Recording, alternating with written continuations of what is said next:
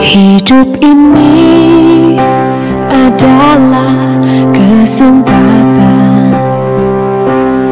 Hidup ini untuk melayani Tuhan. Jangan sia-siakan waktu. Shalom pemirsa, sebelum mendengarkan firman Tuhan hari ini, kita sama-sama berdoa. Bapa yang baik yang bertahta dalam kerajaan surga, kami mengucap syukur Tuhan buat berkat yang boleh kami rasakan hingga saat ini. Tuhan, pada kesempatan ini kami akan mendengarkan audio Kitab Keluaran. Kiranya firman-Mu ini boleh menjadi berkat bagi kami dan nama Tuhan yang dimuliakan. Kiranya Tuhan memberkati kami dalam kehidupan kami. Mohon ampun dosa pelanggaran kami, karena kami berdoa dalam nama Yesus yang menebus kami dalam dosa. Amin. Waktunya bersaat teduh dengan Tuhan melalui bacaan Alkitab satu pasal sehari dalam kitab yang kedua dari buku Musa, Kitab Keluaran pasal 28 mengenai pakaian imam. Engkau harus menyuruh abangmu Harun bersama-sama dengan anak-anaknya datang kepadamu dari tengah-tengah orang Israel untuk memegang jabatan imam bagiku. Harun dan anak-anak Harun, yakni Nadab, Abihu, Eleazar, dan Itamar. Haruslah engkau membuat pakaian kudus bagi Harun abangmu sebagai perhiasan kemuliaan. Haruslah engkau mengatakan kepada semua orang yang ahli, yang telah kupenuhi dengan roh keahlian, membuat pakaian Harun untuk menguduskan dia, supaya dipegangnya jabatan imam bagiku. Inilah pakaian yang harus dibuat mereka: tutup dada, baju efod, gamis, kemeja yang ada raginya, serban dan ikat pinggang. Demikianlah mereka harus membuat pakaian kudus bagi Harun abangmu dan bagi anak-anaknya, supaya ia memegang jabatan imam bagiku. Untuk itu, haruslah mereka mengambil emas, kain ungu tua, dan kain ungu muda, kain kirmizi, dan lenan halus. Baju efod itu harus dibuat mereka dari emas, kain ungu tua, dan kain ungu muda, kain kirmizi, dan lenan halus yang dipintal benangnya, buatan seorang ahli. Haruslah ada pada baju efod itu 2 tutup bahu yang disambung kepadanya. Pada kedua ujungnya lah harus baju efod itu disambung. Sabuk pengikat yang ada pada baju efod itu haruslah sama buatannya dan seiras dengan baju efod itu, yakni dari emas, kain ungu tua, kain ungu muda, kain kirmizi, dan lenan halus yang dipintal benangnya. Haruslah kau ambil 2 permata krisopras dan mengukirkan nama para anak Israel pada permata itu. 6 dari nama mereka itu pada permata yang pertama, dan ke-6 nama lagi pada permata yang kedua, menurut urutan kelahirannya. Seperti buatan seorang pengasah permata, diukirkan seperti meterai. Demikianlah harus kau ukirkan pada kedua permata itu nama para anak Israel. Di dililit dengan ikat emas, harus kau buat permata itu. Kemudian haruslah kau taruh kedua permata itu pada kedua tutup bahu baju efod sebagai permata peringatan untuk mengingat orang Israel.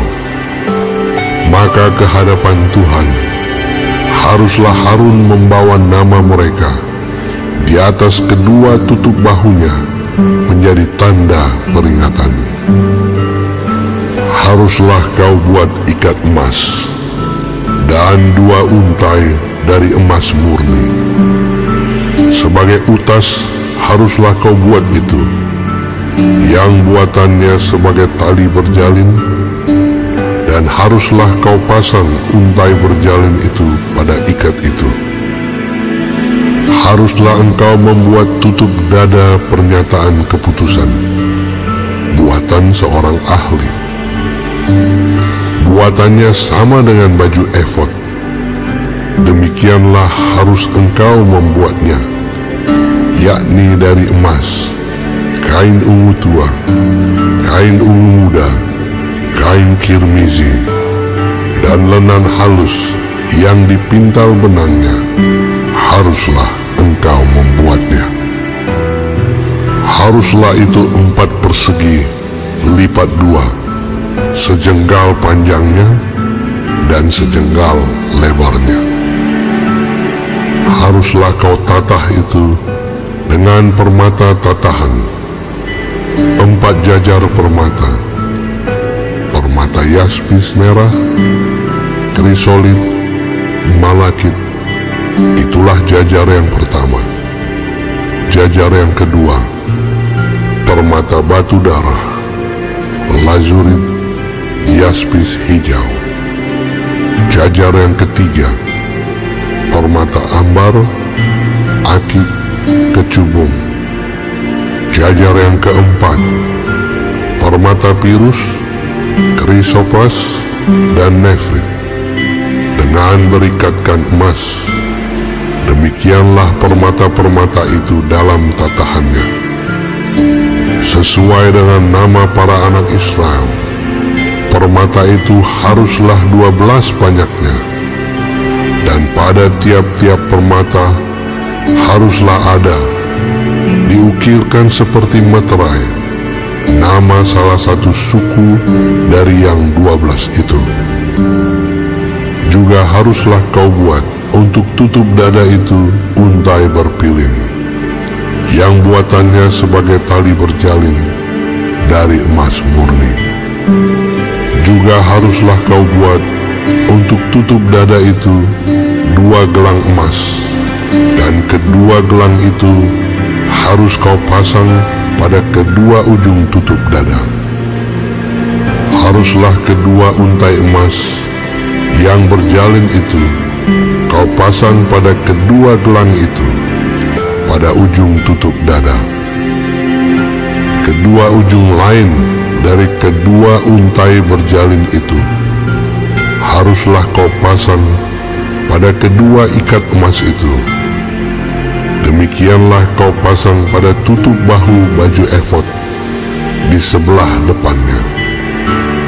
Haruslah engkau membuat 2 gelang emas dan membubuhnya pada kedua ujung tutup dada itu, pada pinggirnya yang sebelah dalam, yang berhadapan dengan baju efod.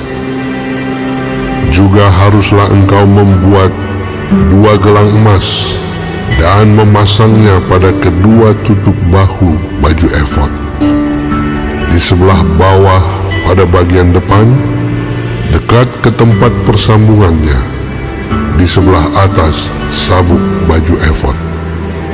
Kemudian haruslah tutup dada itu dengan gelangnya diikatkan kepada gelang baju efod dengan memakai tali ungu tua, sehingga tetap di atas sabuk baju efod, dan tutup dada itu tidak dapat bergeser dari baju efod. Demikianlah di atas jantungnya harus di bawah Harun nama para anak Israel, pada tutup dada pernyataan keputusan itu. Apabila ia masuk ke dalam tempat kudus, supaya menjadi tanda peringatan yang tetap di hadapan Tuhan. Dan di dalam tutup dada pernyataan keputusan itu, haruslah kau taruh Urim dan Tumim. Haruslah itu di atas jantung Harun. Apabila ia masuk menghadap Tuhan, dan Harun harus tetap membawa keputusan bagi orang Israel di atas jantungnya di hadapan Tuhan. Haruslah kau buat gamis baju efod dari kain ungu tua seluruhnya. Lehernya haruslah di tengah-tengahnya. Lehernya itu harus mempunyai pinggir sekelilingnya, buatan tukang tenun, seperti leher baju zirah. Haruslah lehernya itu supaya jangan koyak. Pada ujung gamis itu haruslah kau buat buah delima dari kain ungu tua, kain ungu muda, dan kain kirmiji pada sekeliling ujung gamis itu, dan diantaranya berselang-seling giring-giring emas, sehingga satu giring-giring emas dan satu buah delima selalu berselang-seling pada ujung gamis itu. Haruslah gamis itu dipakai Harun apabila ia menyelenggarakan kebaktian, dan bunyinya harus kedengaran apabila ia masuk ke dalam tempat kudus di hadapan Tuhan, dan apabila ia keluar pula, supaya ia jangan mati. Juga haruslah engkau membuat patam dari emas murni, dan pada patam itu kau ukirkanlah, diukirkan seperti meterai, kudus bagi Tuhan. Haruslah patam itu engkau beri bertali ungu tua, dan haruslah itu dilekatkan pada serban di sebelah depan serban itu. Patam itu haruslah ada pada dahi Harun, dan Harun harus menanggung akibat kesalahan terhadap segala yang dikuduskan oleh orang Israel, yakni terhadap segala persembahan kudusnya. Maka haruslah patam itu tetap ada pada dahinya, sehingga Tuhan berkenan akan mereka. Haruslah engkau menenun kemeja dengan ada raginya dari lenan halus, dan membuat serban dari lenan halus. Dan haruslah kau buat ikat pinggang dari tenunan yang berwarna-warna. Juga bagi anak-anak Harun, haruslah kau buat kemeja-kemeja, dan haruslah kau buat ikat-ikat pinggang bagi mereka. Dan destar-destar haruslah kau buat bagi mereka untuk menjadi perhiasan kemuliaan. Maka semuanya itu haruslah kau kenakan kepada abangmu Harun bersama-sama dengan anak-anaknya. Kemudian engkau harus mengurapi, mentahbiskan, dan menguduskan mereka, sehingga mereka dapat memegang jabatan imam bagiku. Buatlah celana-celana lenan bagi mereka untuk menutupi daging auratnya. Celana itu haruslah dari pinggang sampai paha panjangnya. Harun dan anak-anaknya haruslah memakainya apabila mereka masuk ke dalam kemah pertemuan, atau apabila mereka datang ke mezbah untuk menyelenggarakan kebaktian di tempat kudus, supaya mereka jangan membawa kesalahan kepada dirinya lalu mati. Itulah suatu ketetapan untuk selama-lamanya baginya dan bagi keturunannya. Kita telah menyelesaikan bacaan Alkitab satu pasal sehari dalam kitab Keluaran pasal yang ke-28. Sedikit perenungan untuk kita renungkan bersama melalui terang besar Alkitab Keluaran pasal yang ke-28 bersama-sama dengan terang kecil pena ilham ilahi, roh nubuat. Pena ilham ilahi, roh nubuat. Sejarah para nabi Alfa dan Omega volume 1 halaman 412 alinea kedua sampai halaman 415 alinea pertama. Terang kecil ini menjelaskan, oleh petunjuk ilahi, suku Lewi telah diasingkan untuk melayani upacara-upacara kemah suci. Pada zaman dulu, setiap laki-laki adalah imam rumah tangganya. Pada zaman Abraham, keimamatan dianggap sebagai hak sulung anak laki-laki yang tertua. Sekarang, gantinya anak sulung bangsa Israel itu, Tuhan menerima suku Lewi untuk pekerjaan kemah suci. Oleh kehormatan yang nyata ini, Ia menyatakan persetujuannya terhadap kesetiaan mereka, baik kesetiaan dalam pelayanannya dan juga dalam melaksanakan hukumnya pada waktu Israel murtad di dalam penyembahan terhadap patung anak lembu emas itu. Namun demikian, keimamatan dibatasi kepada keluarga Harun saja. Harun dan anak lelakinya saja yang diizinkan untuk melayani di hadapan Tuhan. Suku-suku yang lainnya diberi tugas untuk mengawasi kemah suci dan perkakas-perkakasnya, dan mereka harus mendampingi imam-imam di dalam pelayanan mereka. Tetapi orang-orang Lewi ini tidak boleh mempersembahkan korban, membakar kemenyan, atau melihat kepada benda-benda yang suci itu sampai semuanya ditutupi.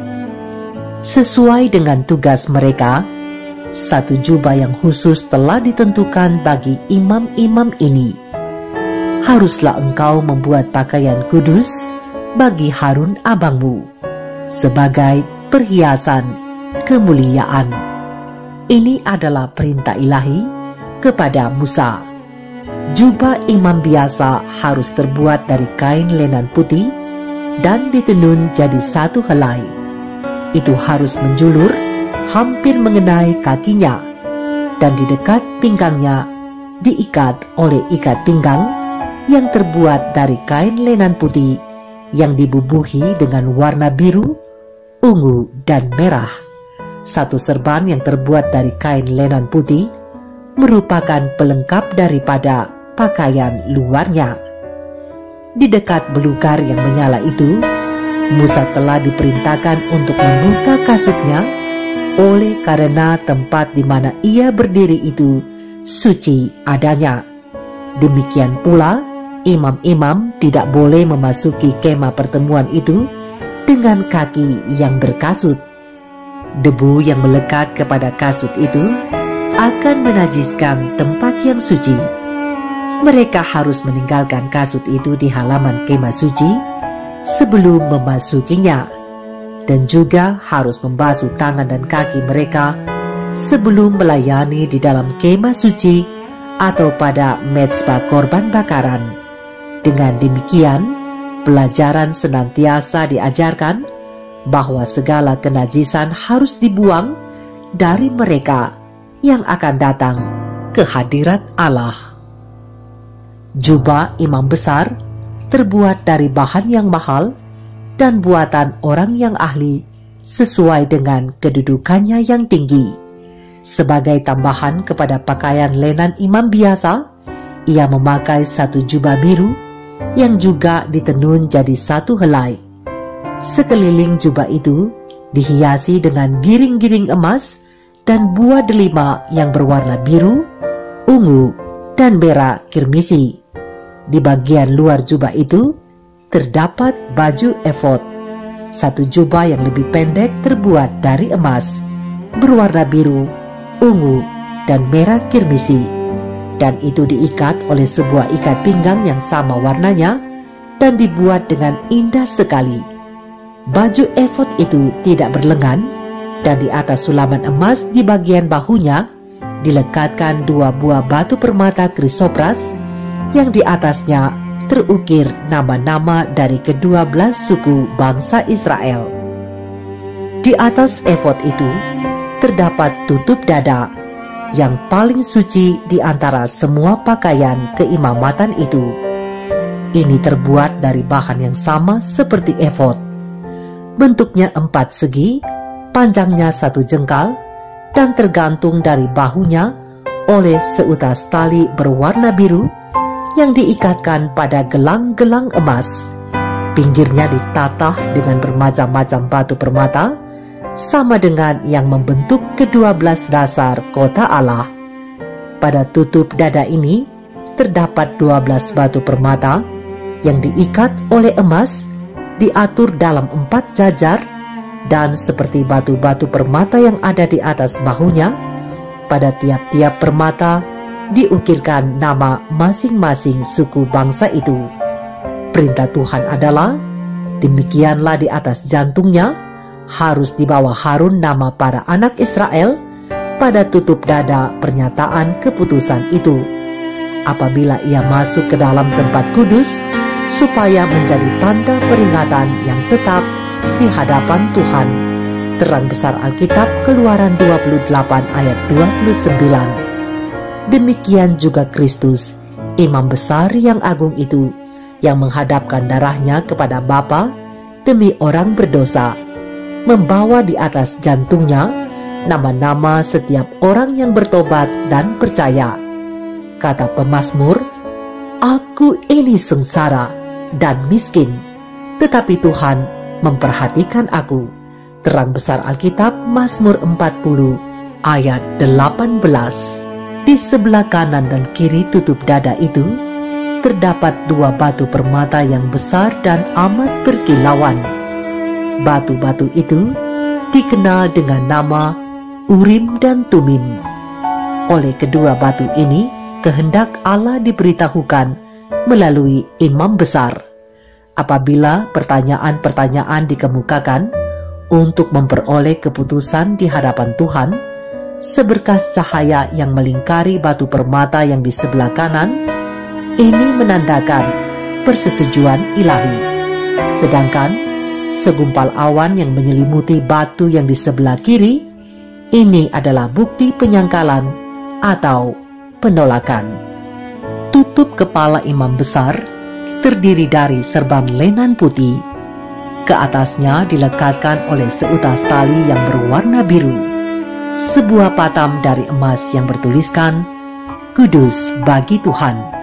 Segala sesuatu yang berhubungan dengan perhiasan dan pembawaan imam-imam haruslah sedemikian rupa sehingga akan memberi kesan orang-orang yang melihatnya dengan satu perasaan akan kesucian Allah, kesucian daripada perbaktiannya, dan kesucian yang dituntut dari mereka yang datang ke hadiratnya. Bukan hanya kemah suci itu sendiri, tetapi juga pelayanan-pelayanan imam-imam haruslah menjadi gambaran dari bayangan dari apa yang ada di sorga. Terang besar Alkitab, Ibrani 8 ayat 5. Dengan demikian, itu merupakan satu hal yang amat penting. Dan Tuhan melalui Musa telah memberikan petunjuk tentang segala sesuatu yang berhubungan dengan upacara-upacara simbolis ini. Upacara kemah suci itu terdiri dari 2 bahagian, upacara harian dan upacara tahunan. Upacara harian dilaksanakan di mezbah korban bakaran, di halaman kemah suci, dan di dalam bilik yang suci. Sedangkan upacara tahunan diadakan di dalam bilik yang maha suci. Saudara dan saudariku, pena ilham ilahi Roh Nubuat Membina Kehidupan Abadi, halaman 108 alinea keempat dan halaman 109 alinea pertama mengatakan bahwa seperti Harun yang melambangkan Kristus, Juru Selamat kita membawa nama dari segenap umatnya dalam hatinya di tempat yang suci. Imam besar kita itu mengingat semua perkataan yang dengan perantaraannya ia telah memberikan dorongan kepada kita supaya percaya bahwa ia selalu mengingat akan janjinya. Semua orang yang mencari dia akan mendapatkannya, dan semua orang yang mengetuk pintu akan dibukakan pintu bagi mereka. Marilah kita mencari Tuhan dengan cara yang benar melalui kitabnya, yakni Alkitab. Di sanalah tertulis kebenaran Allah. Pekerjaan imam besar surgawi hampir selesai. Pastikan bahwa kita semua telah diperdamaikan dengan Bapa. Baik, sebelum mengakhiri firman Tuhan hari ini, kita sama-sama berdoa. Bapa kami yang di surga, dikuduskanlah nama-Mu. Datanglah kerajaan-Mu. Jadilah kehendak-Mu di bumi seperti di sorga. Berikanlah kami pada hari ini makanan kami yang secukupnya, dan ampunilah kami akan kesalahan kami, seperti kami juga mengampuni orang yang bersalah kepada kami. Dan janganlah membawa kami ke dalam pencobaan,